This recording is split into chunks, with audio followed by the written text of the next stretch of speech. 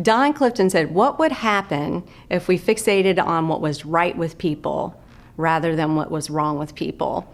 And that generated a whole entire movement. I think probably little did he know that it was going to turn into something extraordinary. He is considered the grandfather of positive psychology and the father of strengths-based psychology. He broke away from this traditional model of, hey, what don't I do well? And how can I start focusing on fixing what I don't do well versus saying, hey, what am I really good at? Where do I come alive and find myself thriving?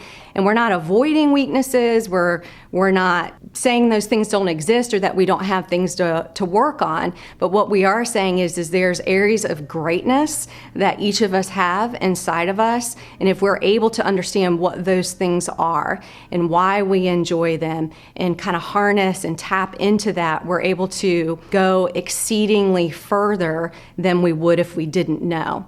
I want to tell you a little bit about a study that was done with some students in Nebraska. So they put 1,000 students through a speed reading course.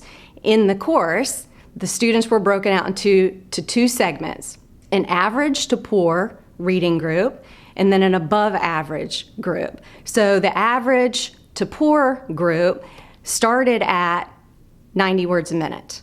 So they went through the speed reading course, and if I asked you to guess where they ended up, what would you think? They probably improved, right? So they went from 90 to 150 words a minute. Hey, that's a great improvement. I'd be happy if I improved that much. So the next group that they put through was the above average. They started at 350 words a minute. I mean, who can read that fast anyway? Not me. But they were excelling in that area. So they go through the same exact speed reading course, and guess where they ended up? So I want you to think about it. I want you to actually pick a number right now before we shoot it up on the screen. Where did they end up? Okay, so after they went through the speed reading course, this group of above average readers went to 2,900 words a minute. Isn't that incredible? So what's the moral of this story? If we focus on what we are already really exceptionally good at, our performance skyrockets. So while we see the poor to average group excelling, I mean, that's an improvement. I'd be happy if I had that type of improvement. However, why would I want to focus my time there when I could focus my time in this area where I'm already gifted and talented to outperform in this specific area? I don't know about you, but I would much rather spend my time in an area that I'm above average in and excelling exponentially rather than spending my time in an area where I'm only going to have moderate improvements. So we're going to do another quick, fun exercise to help you kind of grasp this concept that we're going after. I want you to pull out a piece of paper and grab a writing utensil in your hand. Now I want you to switch it to your non-dominant hand. And I want you to write your name with your non-dominant hand 3 times. And I want you to clock it. Write down how long it takes you to do it. So how did that feel for you? I hear words like rigid, slow. It took my brain a long time to get my hand to do what it needed to be doing. There's all sorts of words, different types of words that people use to explain this exercise.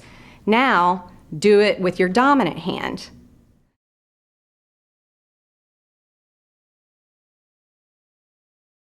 Do you see how much faster that went? How you just effortlessly did it. It just went quickly, it went easily.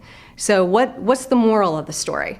The moral of the story is that when we focus on our greatest areas of strength that we just naturally do, and I'll say that sometimes it's so close to who we are that it's hard for us to see it. So what I'm wanting to do in this course is help you see where those areas are that you're functioning at really high capacity and help you tap into that in a greater way and stay away from this writing with the left hand business.